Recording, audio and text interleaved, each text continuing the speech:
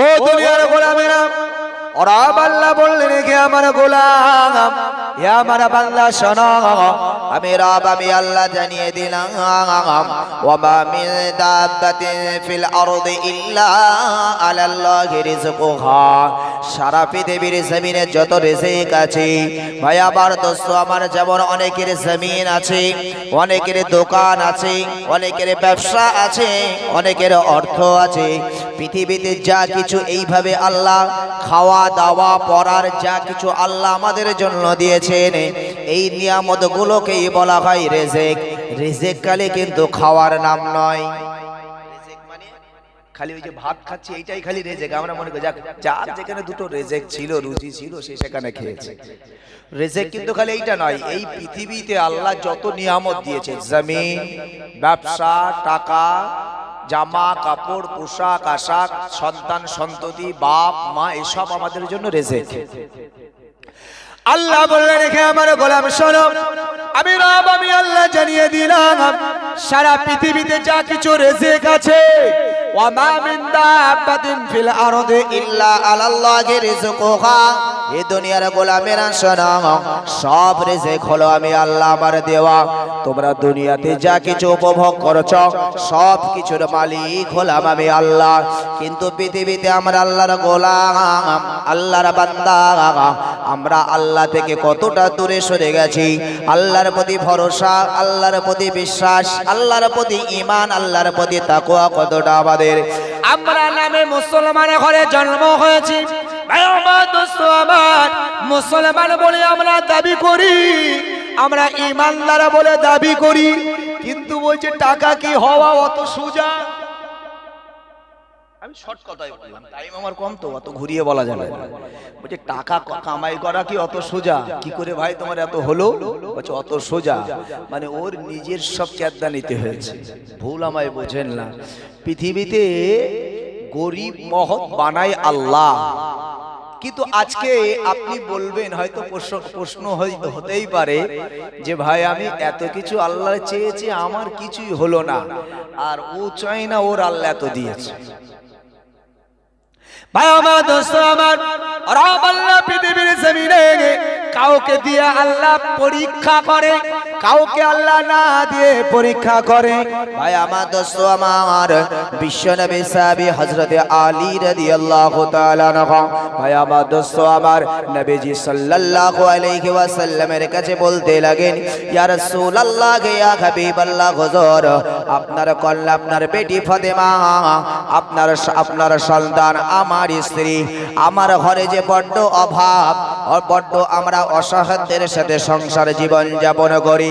ইয়া রাসূলুল্লাহ, ইয়া হাবিবাল্লাহ, হুজুর আপনি যদি একটু আমাদের জন্য দোয়া করে দেন, আমাদের সংসারে অভাব থাকবে না। কারণ রাসূলের দোয়া আল্লাহ ফিরিয়ে দিতে পারে না। তো হযরত আলী হুজুর বলেন, আপনি যদি একটু দোয়া চাইতেন, আমাদের ঘরে হয়তো অভাব থাকতো না।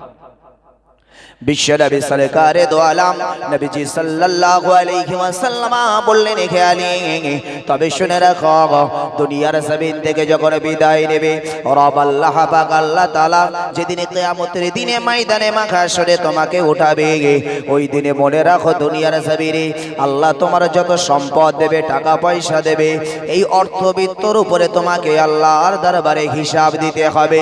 হে আলী শোনো, রব আল্লাহ কোরআনে জানিয়েছে, ইন্নাল মুবাদ্দিরিনা কানু ইখওয়ানাশ শায়াতিন। হে দুনিয়ার গোলাম শোনো, আমি রব আমি আল্লাহ জানিয়ে দিলাম, নিশ্চয় দুনিয়াতে যারা অপচয় নষ্ট করে, যারা খামাখা অর্থ বিত্ত টাকা পয়সা জামা কাপড় ধন সম্পদ বিকার নষ্ট করে, আমি রব আমি আল্লাহ জানিয়ে দিলাম তারা হলো শয়তানের ভাই। হে আলী একবার বলো, যদি দুনিয়াতে আল্লাহ তোমার অনেক অর্থবিত্ত দেয়, তুমি হিসাব নিকাশ ঠিক রাখতে পারবে তো? কারণ আল্লাহ বলেছে যারা অপচয় নষ্ট করে তারা হলো শয়তানের ভাই। এখন আমাদের সমাজে একটু ভাবুন, যারা একটু ধনী মানুষ, যাদের আল্লাহ একটু অর্থবিত্ত দিয়েছে, এদের ভিতরে অর্থ ক্ষয়লয় করার ভিতরে বিলাসিতা আছে না নাই? আছে।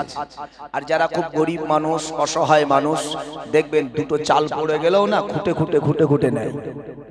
কিন্তু কিন্তু আসলে এটাই তো ঠিক। এই যে চালগুলো পড়ে গেল, এগুলো আমি আর খুঁটে নিলাম না, নেওয়ার মতন আমার সামর্থ্য আছে, আমি নিলাম না। তো কোরআনের ওই আয়াত তো প্রযোজ্য, ইন্নাল মুবাযযিরিনা কানু ইখওয়ানাশ শায়াতিন, নিশ্চয় যারা দুনিয়াতে অপচয় নষ্ট করে তারা শয়তানের ভাই। যদি নেওয়ার মতন সামর্থ্য থাকে নিতে হবে। আর ধনী মানুষ হলে ওই দু চারটে চালের জন্য দেখার দরকার নাই।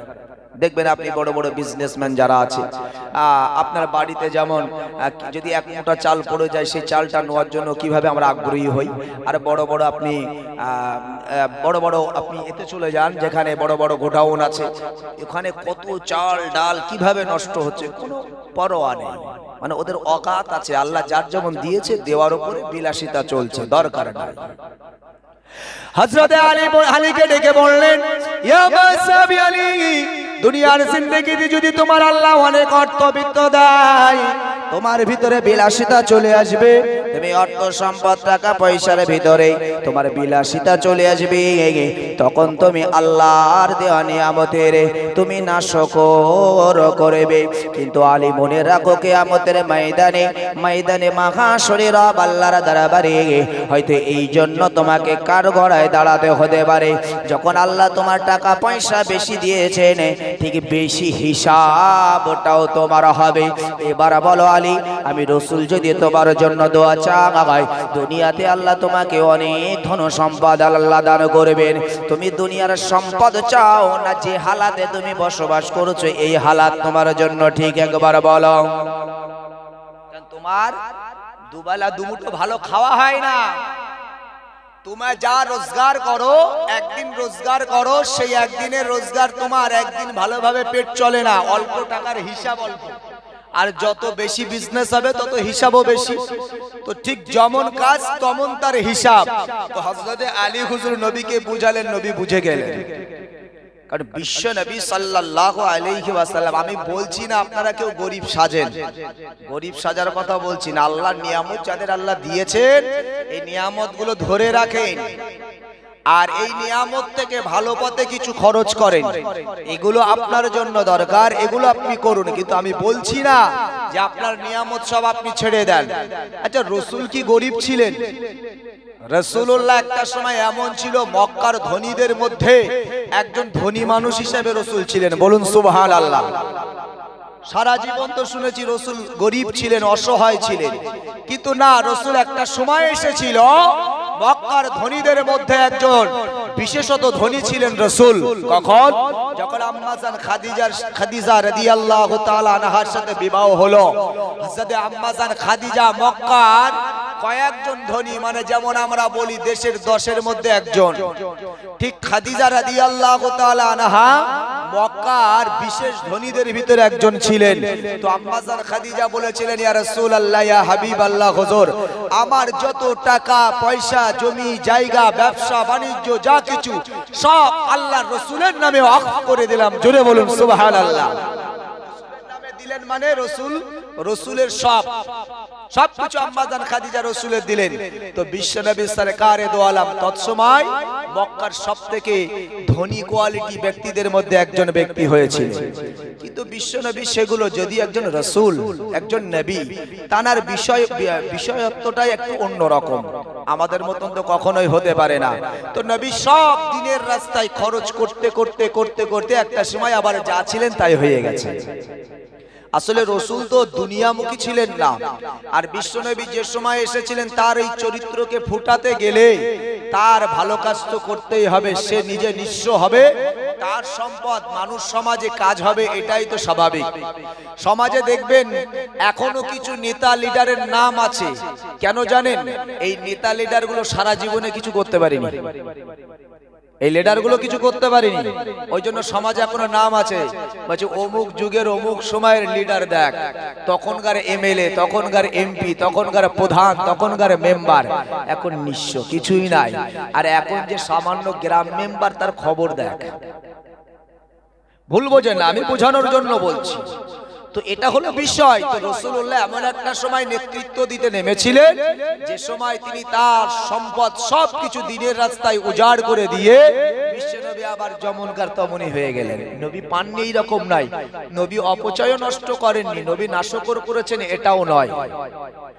মূলত আমি যে কথা আপনাকে বোঝাতে চাইছি, আজকে আমাদের যাদের অর্থ বিত্ত রিজিকের প্রয়োজন, চাইতে হবে আল্লাহর কাছে, আর দুনিয়াতে হালাল রাস্তায় কামাই করতে হবে, এটা আমাদের মূল টার্গেট থাকবে। হালাল রাস্তায় কামাই করুন, অসুবিধা নাই।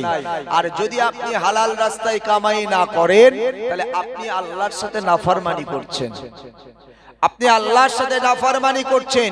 দুনিয়াতে হয়তো আল্লাহ আমাদের এখনো আযাব গজব দিয়ে ধ্বংস করে নাই। কেন করেন নাই? আসলে এটাও রাসূলুল্লাহর দোয়া। বিশ্বনবী সরকারে দো আলম নবীজি সাল্লাল্লাহু আলাইহি ওয়াসাল্লাম আল্লাহর দরবারে দোয়া চেয়েছিলেন, হে আমার রব, হে আমার আল্লাহ, পৃথিবীর জমিনে সামুদ নবীর মতন একজন নবী, লূত নবী আলাইহিস সালামের মতন একজন নবী, দাউদ আলাইহিস সালাতু ওয়াস সালামের মতন একজন নবী, নূহ নবী আলাইহিস সালাতু ওয়াস সালামের মতন একজন নবী, হে আমার রব, হে আমার আল্লাহ, নবীদের উম্মতি দুনিয়াতে এসেছিল আল্লাহ, তারা নাফরমানি করেছেন, আপনি তাদেরকে ধ্বংস করে দিয়েছেন আল্লাহ। তারা নাফরমানি করেছে, তাদের উপরে আপনি আপনার গজব নামিয়ে দিয়েছেন। আপনাদের জানা হযরত দাউদ নবী আলাইহিস সালাতু ওয়াস সালামের জামানায় কিয়ামত ওয়াসমান আল্লাহর গজবে মানুষ বানর বেনে গিয়েছিল। দাউদ নবীর জামানায় বানর বেনে গিয়েছিল। দাউদ নবীর উম্মতেরা তৎসময় একটা আল্লাহর বিধান ছিল, আল্লাহর হুকুম ছিল, তোমরা শনিবারে করে, তৎসময়ে দাউদ নবীর আমলে একটা মাছ চাষীদের একটা বিরাট একটা প্রচলন ছিল। তো সবাই তখন ওই মাছ চাষ করতেন, নদীতে মাছ ধরতেন, এইরকম একটা ব্যাপার ছিল। কিন্তু আল্লাহর একটা বিধান নাজিল হলো ওদের উপরে যে, হে আমার বান্দা, হে দাউদ নবী, আপনি বলে দেন আপনার উম্মতিদেরকে তারা যেন শনিবারে মাছ না ধরে। তো তারা শুনলো না। তারা কি করলো? দাউদ নবী বলেছে এই কথা মান্যতা দিয়ে তারা শনিবারে মাছ তুলতেন না, কিন্তু মাছ চারিদিক থেকে ধরে এক জায়গায় জড়ো করে জালের ভিতরে মাছ নিয়ে রেখে দিতেন, পরের দিন মাছ তুলতেন। কিন্তু ধরে তারা আপনার জাল টেনে নিতেন, আগে শনিবারের দিন জাল টেনে নিতেন, যে বসে থাকবো আজকের রোজটা মারা যাবে না, এটা নয়, জাল টেনে নেব। আল্লাহ বলেছে মাছ ধরতে নিষেধ করেছে, আমরা মাছটা ধরবো না। হযরত দাউদ নবী আলাইহিস সালাতু ওয়াস সালামের উম্মত যখন আল্লাহর সাথে নাফরমানি করলো, আল্লাহর বিধানকে যখন তারা লঙ্ঘন করলো, ওই সময় আমার রব আমার আল্লাহ বললেন, হে দাউদ আলাইহিস সালাম শোনো, আমি রব, আমি আল্লাহ, আমার বান্দা বান্দি আপনার উম্মতি তারা সীমা লঙ্ঘন করেছে, তারা আমার সাথে নাফরমানি করেছে, আমার আদেশকে তারা মান্যতা দেয় নাই।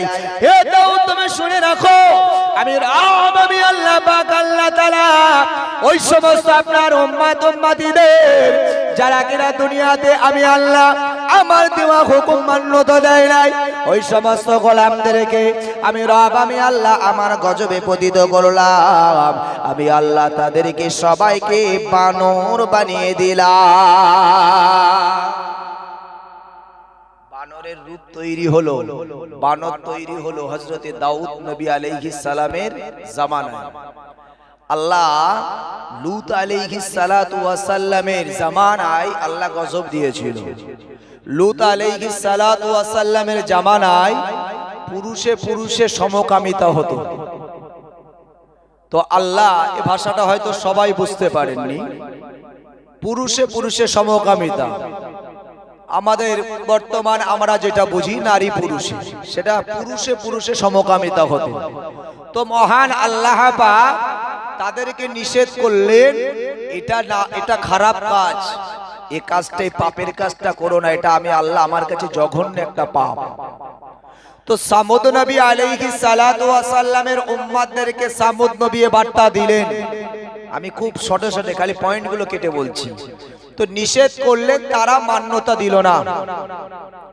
হে দুনিয়ার মানুষ শুনে রাখুন, রব আল্লাহ পাক আল্লাহ তাআলা ওই সময় সামুদ নবী আলাইহিস সালাতু ওয়াস সালাম তার উম্মতিদেরকে আল্লাহ এমন গজব দিলেন, সে গজবটা দুনিয়ায় ইতিহাসের পাতায় জ্বলন্ত হয়ে রয়েছে। ভাই আমার, দোস্ত আমার, জমিনের মাটি নিচে থেকে নিয়ে সেটাকে উল্টে আল্লাহ উপরের মাটি জমিনের দিকে নিচের দিকে গেড়ে দিলেন, আর নিচের মাটি আমার আল্লাহ উপরে উঠিয়ে তাদেরকে জমিনের নিচে আল্লাহ গেড়ে দিলেন। তাই আমার দোস্ত আমার, সেই স্থানে আজও পর্যন্ত সেই গজবের নিশান রয়েছে। ভাই আমার, দোস্ত আমার, সেইখানে যে পানি উল্টানোর পরে সেই জমিনে যে খাল হয়ে গিয়েছিল, এই খালে যে পানি জমে, এই পানিটা আজও পর্যন্ত এই গজবের পানি হিসাবে দুনিয়ার মানুষের কাছে আমার আল্লাহ উপমা হিসাবে রেখেছেন। দুনিয়ার গোলাম দেখো, সেই খালের পানি আজও পর্যন্ত ওই জঘন্য আমি আল্লাহ ব্যক্তিদেরকে তাদেরকে ওইখানে আমি গজব দিয়ে তাদেরকে গেড়ে দিয়েছি। খালি তাই নয়, ওই স্থানটাও হলো আমি রব আমি আল্লাহ জানিয়ে দিলাম কিয়ামত পর্যন্ত গজবের জায়গা হিসাবে দুনিয়ার মানুষ জানবে। ওই নদীর পানি, ওই খালের পানি আজ পর্যন্ত পরিষ্কার পরিচ্ছন্ন নয়। আল কাদরা যেমন কালো, ওই নদীর পানি আজ পর্যন্ত যত ভালো পানি ডালা হোক না কেন, যত আকাশের সুন্দর পানি নামুক না কেন, ওই নদীর পানি সারা জীবন অর্থাৎ কিয়ামত পর্যন্ত কালো পানিতেই পরিণত থাকবে। আল্লাহ বলছে, দেখো দুনিয়ার মানুষ, আমি আল্লাহ তাদেরকে বলেছিলাম এটা পাপ, তোমরা করো না, তারা পাপকে গ্রাহ্য করে নাই। আমি আল্লাহ তাদেরকে গজব দিয়ে সেই গজবের প্রমাণ আজও আমি দুনিয়ার জমিনে প্রমাণ রেখেছি। ভাই আমার, দোস্ত আমার, হযরত নূহ আলাইহিস সালাতু ওয়াস সালামের জামানায় হযরত নূহ নবী আলাইহিস সালাতু ওয়াস সালাম তিনি 1 বছর 2 বছর নয়, দীর্ঘ 950 বছর ধরে দ্বীন ইসলাম প্রচার করেছেন। শুধুমাত্র হযরত নূহ আলাইহিস সালাতু ওয়াস সালামের হাতে হাত দিয়ে ঈমান গ্রহণ করেছে 40 থেকে 42 জন। অন্য আরেকটা ব্যাখ্যা আছে, অন্য আরেকটা বর্ণনায় পাওয়া যায় 950 বছরে 80 থেকে 82 জন তার হাতে হাত দিয়ে ঈমানের কালেমা পড়েছেন। এমত সময় নূহ আলাইহিস সালাতু ওয়াস সালাম আল্লাহর দরবারে দোয়া চেয়েছিলেন, হে আমার রব, হে আমার মালিক আল্লাহ, আপনার দরবারে দোয়া চাই আল্লাহ, এদের কাছে আপনার দ্বীনের দাওয়াত, ইসলামের দাওয়াত ওগো আল্লাহ আমি তাদের কাছে পৌঁছে দিয়েছি। আজ 950 বছর আমার মেহনতের ফল হলো 40 থেকে 42 অথবা 80 থেকে 82। ওগো আমার রব, ওগো আমার আল্লাহ, এই নাপার আমার বান্দাদের জন্য আপনার দরবারে আমি নূহ আলাইহিস সালাতু ওয়াস সালাম বদদুয়া করে দিলাম, আল্লাহ এদেরকে আপনি দুনিয়া থেকে ধ্বংস করে দেন। নূহ নবী আলাইহিস সালাতু ওয়াস সালামের জামানায় কয়েকটা গজব এসেছে পরপর। তার ভিতরে যেমন একটা গজব হলো একদম পরিশেষে যে গজব, সেটা হলো এই আপনার পানি, অর্থাৎ সারা পৃথিবীতে সাইক্লোন ও ঝড় আর এবং তার সাথে তুফান, অর্থাৎ পানি হয়ে সারা পৃথিবীটা, সারা এই যে আমরা এখানে দেখছি এই পৃথিবীও পানির তলে ছিল। আপনারা জানেন যে কাবা বাইতুল্লাহ শরীফ দুনিয়ার প্রথম ঘর, কিন্তু দুনিয়ার প্রথম থেকে নিয়ে এই পর্যন্ত এই কাবা কিন্তু দুনিয়াতে ছিল না। একটা সময় ছিল কাবাকে আমার আল্লাহ দুনিয়া থেকে উঠিয়ে নিয়েছিলেন। 2 জন নবী কাবা পাননি। নূহ আলাইহিস সালাতু ওয়াস সালামের পরবর্তী 2 জন নবী তারা কিন্তু কাবা খুঁজে পাননি। পরিশেষে কাবা পেয়েছিলেন কে? হযরতে নবী ইব্রাহিম খলিলুল্লাহ, যিনি সংস্কার করেছিলেন। এই কাবাকে আল্লাহ দুনিয়ার জমিন থেকে তুলে নিয়েছিলেন, কারণ পানিটা ছিল গজবের পানি। আল্লাহ গজবের পানির ভিতরে কাবার মতন কাবা, যে কাবাকে আমার আল্লাহ তো সম্মানিত করেছে, সারা পৃথিবীর মধ্যস্থ জায়গায় আমার আল্লাহ সর্বপ্রথম পৃথিবীর ঘর, এবং যে জমিনটাকে আল্লাহ তো দামি করেছে আজকের এই কুরুমবেলিয়ার জমিন অথবা কুরুমবেলিয়ার মসজিদের জমিন যে দামি, আল্লাহ বলছে এ থেকে 1 লক্ষ গুণ দামি হলো কাবার চত্বর। একবার জোরে বলুন। এই জন্য তো কাবা শরীফে একবার কলেমা পড়লে 1 লক্ষ নেকি, একবার দরুদ পড়লে 1 লক্ষ দরুদ পড়ার নেকি, একবার কোরআন খতম দিলে 1 লক্ষ কোরআন খতমের নেকি। এই কাবার জমিন যেখানে 1 রাকাত নামাজ পড়লে 1 লক্ষ রাকাত নামাজ পড়ার নেকি দান করা হয়। জোরে বলুন। এই কাবা বাইতুল্লাহকে আল্লাহ উঠিয়ে নিয়েছিলেন ওই সময় নূহ আলাইহিস সালাতু ওয়াস সালামের জামানায়। দীর্ঘদিন ধরে আমার আল্লাহ তুফান দিয়েছিলেন। তবে এখানে লম্বা চওড়া ইতিহাস। এই যে দুনিয়াতে আমরা একটা দামি কাঠ ব্যবহার করি, যে কাঠটাকে শাল কাঠ বলে জানি। দুনিয়াতে যত ভালো কাঠই থাকুক না কেন, যদি শাল অরিজিনাল শাল কাঠ যদি হয়, দুনিয়ার কোনো কাঠ শাল কাঠের উপরে প্রাধান্য পাবে না। কারণ কি জানেন? এই শাল গাছ দুনিয়ার কোনো আল্লাহ সৃষ্টি নয়। এই শাল গাছের চারা এসেছিল খোদ জান্নাত থেকে। একবার জোরে বলুন সুবহানাল্লাহ। যদি কেউ জিজ্ঞাসা করে শাল গাছ কবে এসেছিল, নূহ আলাইহিস সালাতু ওয়াস সালামের জামানায় শাল গাছ এসেছিল। যখন আমার আল্লাহর কাছে যখন নূহ নবী বদদুয়া চেয়েছিলেন, আল্লাহ এই দুনিয়া আর আমি চাই না, দুনিয়ার এদেরকে ধ্বংস করে দেন। আল্লাহ বলছেন, নূহ আমি আল্লাহ ধ্বংস করব, তবে তুমি একটা কিস্তি বানাও, তুমি একটা নৌকা বানাও। নৌকাটা ঠিক আল্লাহ পাকের হুকুমে, সব ডিরেকশন আল্লাহর ছিল। কত লম্বা হবে, কত আড় হবে, কতটা তার সামনের উঁচা হবে, এবং ওই নৌকাটা কয় তালা হবে, 2 তালা বিশিষ্ট নৌকা হবে। সামনের উচ্চতা হবে 30 গজ, আপনার লম্বাই হবে 80 গজ, আড়ে হবে 50 গজ। সব ডিরেকশন আল্লাহর পক্ষ থেকে জিবরিল আমিন পেয়েছিলেন। কিন্তু এই যে নৌকাটা বানাবে, আল্লাহ কি দিয়ে বানাবো? নৌকাটা যে বানাবো, কি দিয়ে নৌকাটা বানাবো? আল্লাহ বলছে দামি কাঠ দিয়ে ব্যবহার করো। কোন কাঠ? আল্লাহ বলছে শাল কাঠ। তো নূহ আলাইহিস সালাম সারা পৃথিবীটা তন্ন তন্ন করে ঘুরেছিলেন। আল্লাহর কাছে দোয়া চাওয়ার পরেই কিন্তু আপনার আল্লাহ প্লাবন ঘটায়নি, তুফান দেননি। কোন বর্ণনায় এসেছে 20 বছর, কোন বর্ণনায় এসেছে 40 বছর। এই বদদুয়া চাওয়ার পরে আল্লাহ তুফান দিয়েছে 20 অথবা 40 বছর পরে। আমি এই ইতিহাস বলার জন্য নয়, খালি জাস্ট কিছু পয়েন্ট একটু জানা যায়, এই জন্য আমি কিছু বলছি। তো নূহ আলাইহিস সালাম শাল কাঠ সারা পৃথিবীতে খুঁজে পায় নাই। ভাই আমার দোস্ত আমার, আল্লাহর পয়গম্বর নূহ নবী আলাইহিস সালাম আল্লাহর দরবারে বলতে লাগেন, হে আমার রব, হে আমার আল্লাহ, আমি সারা পৃথিবীর জমিনটা তন্ন তন্ন করে খুঁজলাম, আল্লাহ শাল কাঠ নামক এমন গাছ আমি কোথাও খুঁজে পেলাম না। রব আল্লাহ বললেন, হে আমার নূহ, তুমি একবার আমি রব, আমি আল্লাহ আমার কাছে যাও, আমি আল্লাহ তোমাকে ব্যবস্থা করে দেব। ভাই আমার দোস্ত আমার, রব আল্লাহর দরবারে নূহ নবী চাইলেন, আমার আল্লাহ জিবরিল আমিন দ্বারা দুনিয়ার জমিনে জান্নাত থেকে একটি পেড়, একটি গাছ, একটি ছোট্ট চারা গাছ আমার আল্লাহ হযরত নূহ নবীর হাতে উঠিয়ে দিলেন। আল্লাহ নবী নূহ আলাইহিস সালাম এই গাছটা একদিন দুদিন নয়, তিনি দীর্ঘদিন পর্যবেক্ষণ করলেন। কোন বর্ণনায় এসেছেন 20 বছর, কোন বর্ণনায় এসেছে তিনি 40 বছর এই গাছটা পর্যবেক্ষণ করলেন। এই গাছটা পরিপূর্ণ একটা গাছ হয়ে গেল। এই গাছটা যখন সারি হয়ে গেল, এবার রব আল্লাহ বললেন, হে আমার নূহ, আর দেরি নয়, এবার তুমি গাছটা কাটো। আল্লাহর হুকুমে হযরতে নূহ নবী আলাইহিস সালাতু ওয়াস সালাম গাছটা কাটলেন। এ নওজোয়ান তরুণেরা, হে আমার মুরব্বিয়ানেরা, এই কাঠগুলো দ্বারা এবার নূহ নবী আলাইহিস সালাতু ওয়াস সালাম দীর্ঘদিন ধরে একটা কিস্তি, একটা নৌকা তিনি বানালেন। তারপর তারপরেও তার উপরে অনেক অত্যাচার জুলুম হয়েছে আপনাদের জানা। ওই দুশ্মনেরা নূহ নবী কেন নৌকা বানাচ্ছে, এত লম্বা এত বড় নৌকা। নূহ নবী বলেছিলেন আল্লাহ তুফান দেবে, আল্লাহ প্লাবন ঘটাবে।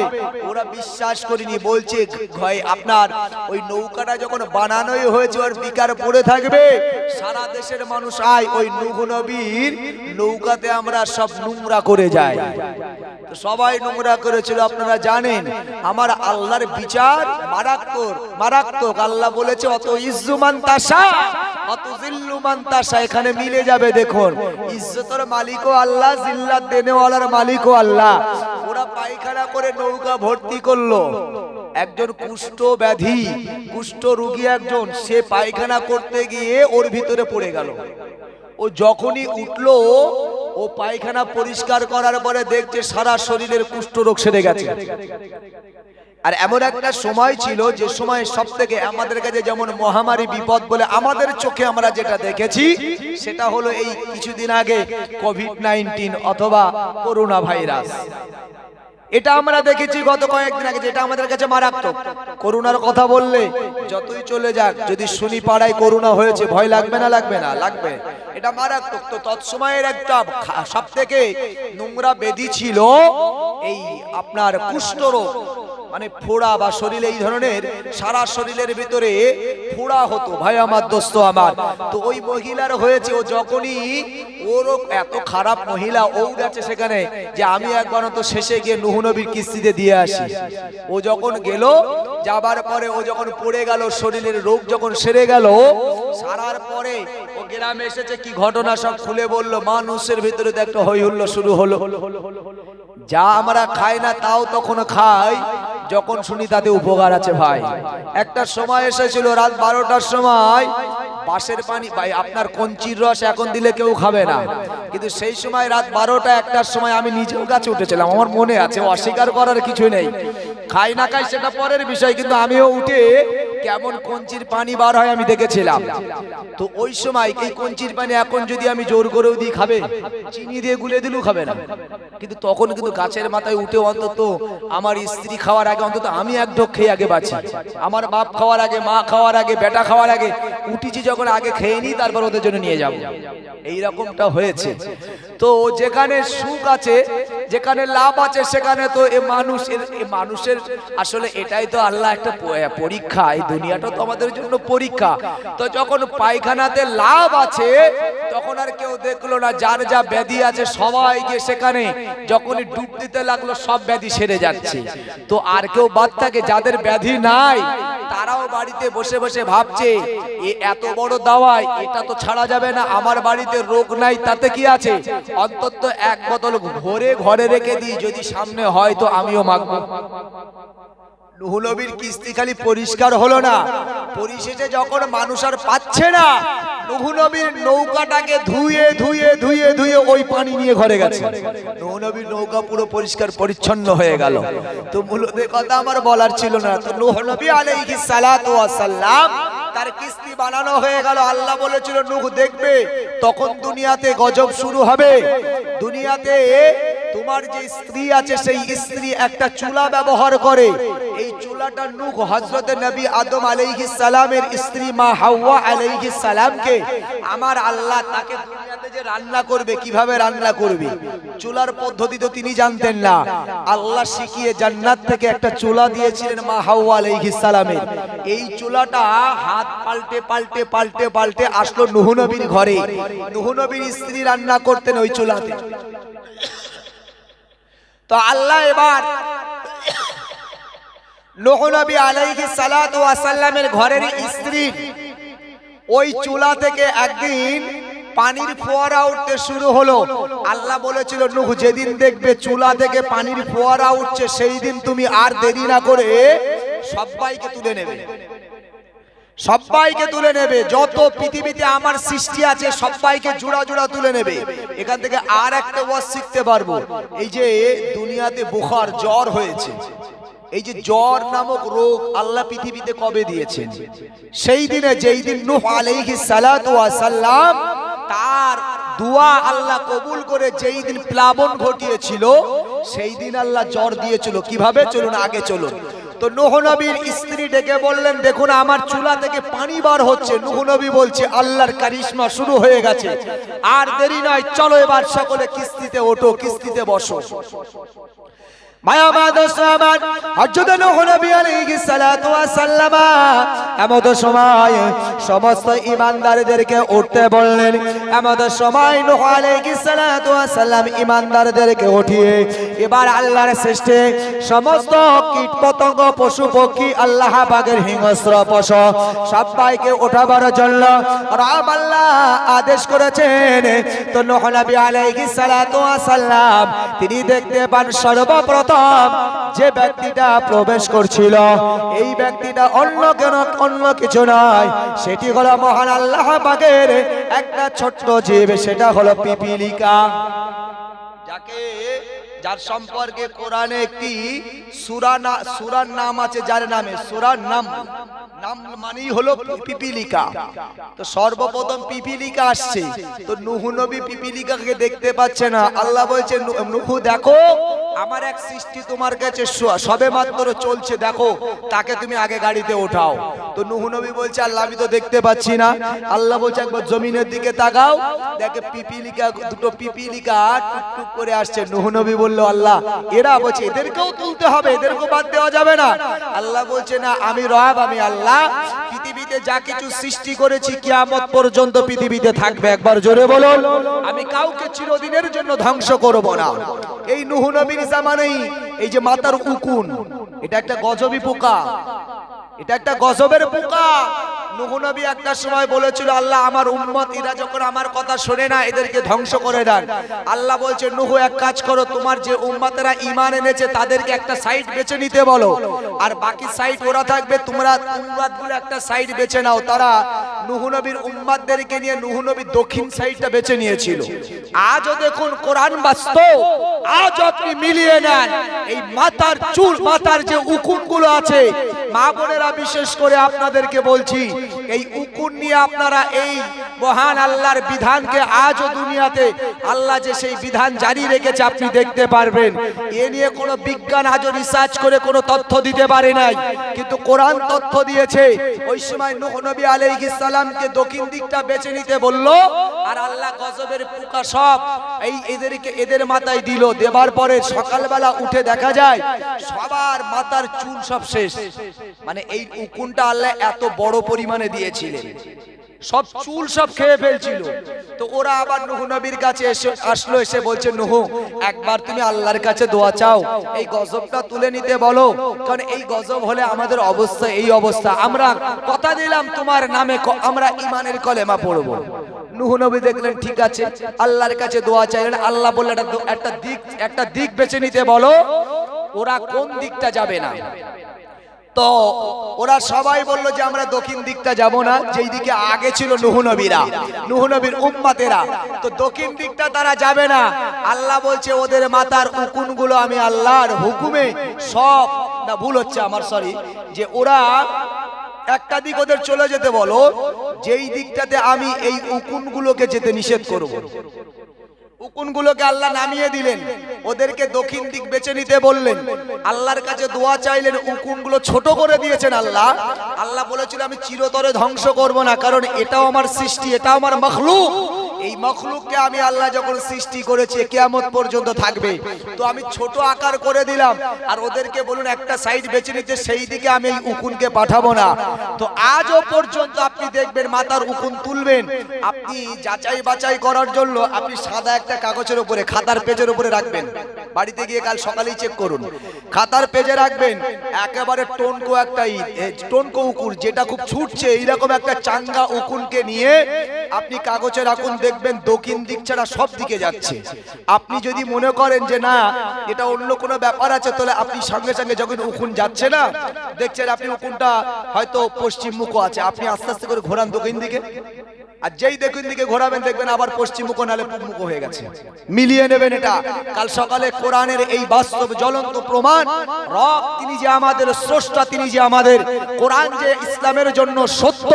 ভাই আমার, দোস্ত আমার, এই কোরআনের এই মুজিজা, আল্লাহর এই অদৃশ্য যে বিষয়বস্তু পৃথিবীতে আল্লাহ রেখেছে, এগুলো আমাদের জন্য এক একটা প্রমাণ, এক একটা উপমা। আজও দেখুন কোরআনে আল্লাহ ফিরাউনের কথা বলেছে, যে ফিরাউনকে আল্লাহ দুনিয়াতে কিয়ামত পর্যন্ত রাখবেন অঙ্গীকার করেছেন।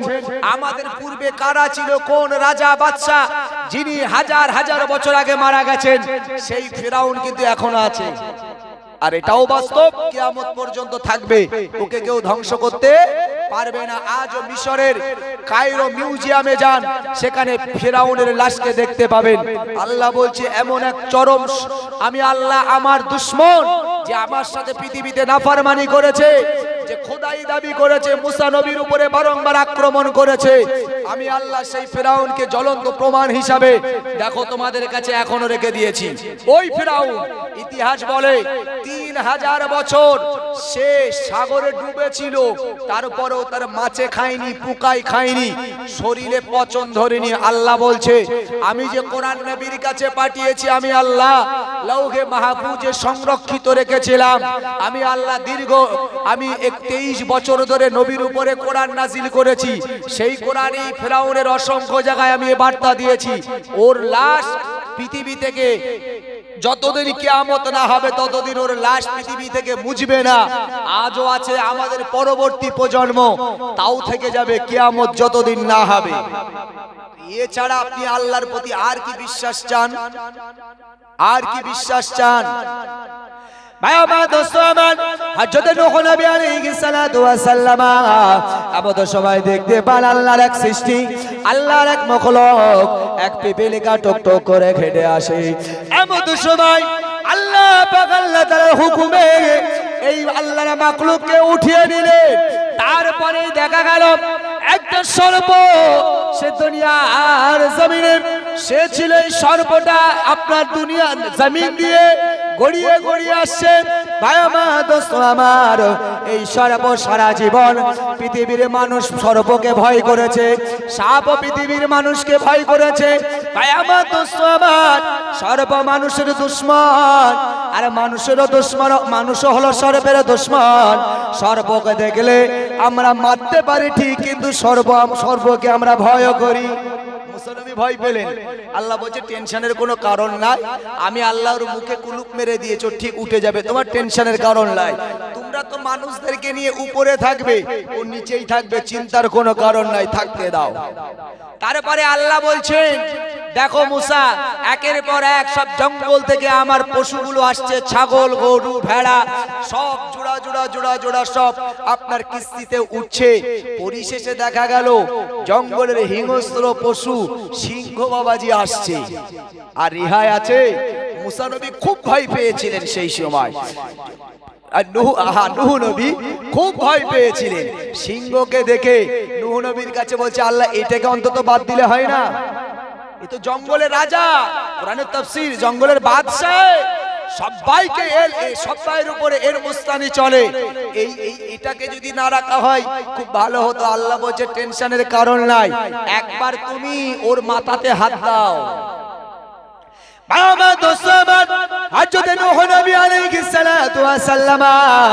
যখন সিংহেরা মাথায় হাত দিল, দেখতে পাওয়া যায় ওই সিংহেরা মাথায় গরম উত্তাপ চড়ে গেছে, তার শরীরের ভিতরে এত টেম্পারেচার বেশি। আল্লাহ দরবারে জিজ্ঞাসা করলেন, ও আমার আল্লাহ, তার শরীরটা এত কেন গরম? শরীরটা তো গরম। যাই হোক ভাইজান হুজুর কেবল আসছেন, আমি আর লম্বা চওড়া করব না। আমরা সকলে একবার তাকবীর দিই, নারে তাকবীর, নারে তাকবীর।